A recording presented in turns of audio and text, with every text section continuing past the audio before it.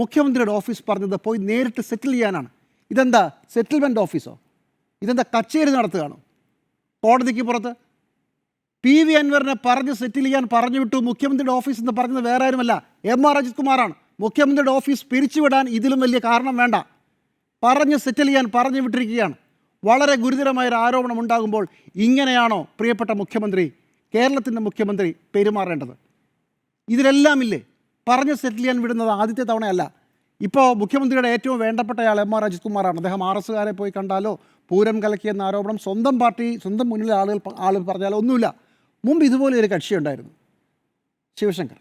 MR ശിവശങ്കറിനെ ഇതുപോലെ പ്രശ്നങ്ങൾ പറഞ്ഞപ്പോൾ CPIയുടെ ഓഫീസിലേക്ക് പറഞ്ഞു വിട്ടത് ഓർക്കുന്നുണ്ടല്ലോ. CPIയുടെ ഓഫീസിൽ പോയി പ്രശ്നങ്ങൾ പറയൂ, സെറ്റിൽ ചെയ്യൂ.